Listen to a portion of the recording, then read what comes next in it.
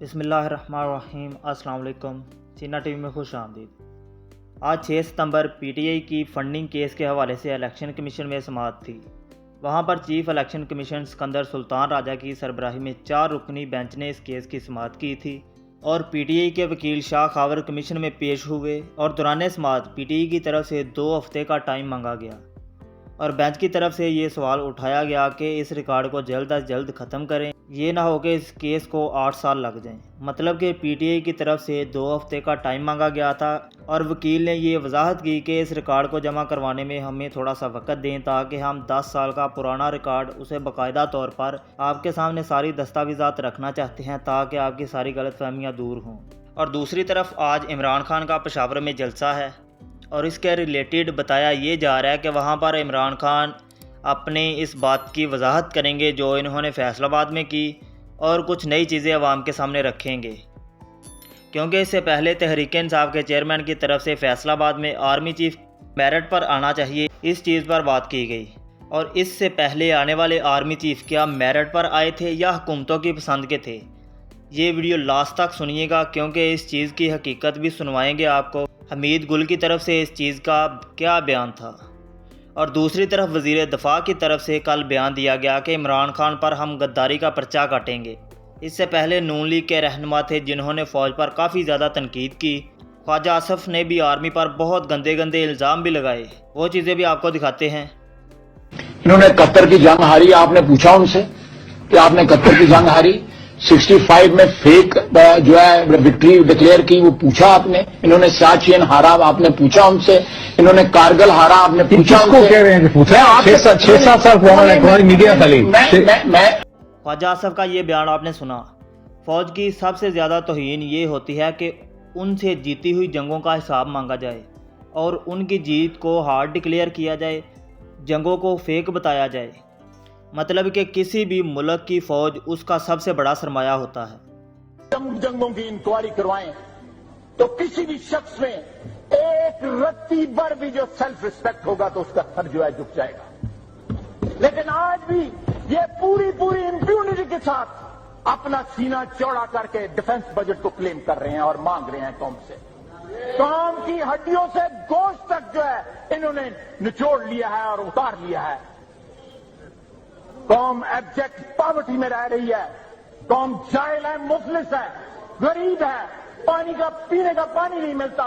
अगर पीती है तो उसको गैस्ट्रोएंटाइटिस होता है, उसको हाइपेटाइटिस ए और बी और सी होता है। आज वजीर पाकिस्तान को नवाज शरीफ, आप पाकिस्तान तुम ठीक करो, खराब करें ये फौज के जनरल और ठीक करें नवाज शरीफ। आगे मैं इस बात पे कन्विंस्ड हूं कि डिफेंस बजट को और भारत के साथ जो पीस प्रोसेस है उसको अलग अलग देखे। मैं डीएचए के खिलाफ हूं। मैं समझता हूं कि फौज को प्लॉट नहीं बांटने चाहिए, जर्नैलों को प्रॉपर्टी डीलर नहीं होना चाहिए। ये सारी बातें नून लीग की रहनुमाओं की हैं। यहाँ पर आर्मी के जर्नैलों के नाम लेकर पुकारा जाता रहा, उनके खिलाफ कोई बयान नहीं आया। और दूसरी तरफ पीपल्स पार्टी की तरफ से भी एक बयान है। जरदारी ने बोला कि मैं जर्नैलों की ईंट से ईंट बजा दूंगा, ये अपनी हद में रहें, ये हमारी सियासत में आके हमें सियासत ना सिखाएं। और फजलुर रहमान की तरफ से भी एक बयान आया कि पाकिस्तानी जर्नैल इसराइल के टुकड़ों पर पलते हैं। नवाज शरीफ, जरदारी और फजलुर रहमान ने सरेआम जर्नैलों को धमकियां दी।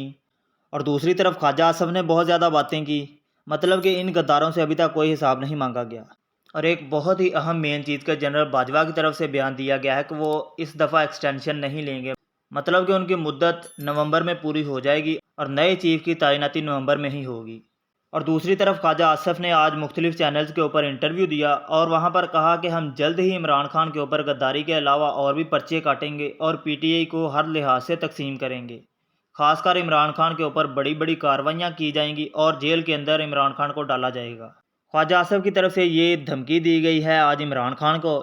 इस पर फवाद चौधरी ने बयान दिया कि अगर आपने ऐसी कोई कार्रवाई की जो कानूनी तौर पर और आइनी तौर पर गलत हो और इमरान खान को नाअहल करने की कोशिश की गई तो इसका सख्त रद्द-ए-अमल सामने आएगा।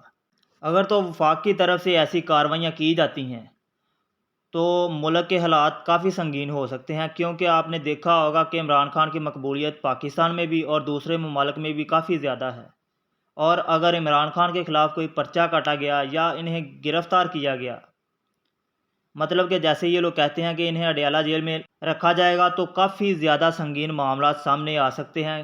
اور آپ لوگ جانتے ہیں کہ عمران خان کی طرف سے کیا جانا تھا لانگ مارچ، کیونکہ انہوں نے کچھ جلسوں میں یہ چیز واضح کی کہ وہ جلد از جلد اس چیز کا اعلان کریں گے، اور اس چیز کے ریلیٹڈ عطا تارڑ کا بیان آیا ہے کہ وہ جلد از جلد اور اپنی پوری کوشش کر رہے ہیں کہ پنجاب میں ان کی حکومت کو ختم کیا جائے، اور پنجاب کی حکومت کو توڑنے کے لیے اندرونی طور پر یہ کام شروع ہو چکا ہے، اور پنجاب میں کچھ اہم لوگوں نے اس چیز کی انہیں یقین دہانی کرائی ہے کہ ہم یہاں پر عمران خان کی حکومت کو ختم کروانے میں آپ کا ساتھ دیں گے۔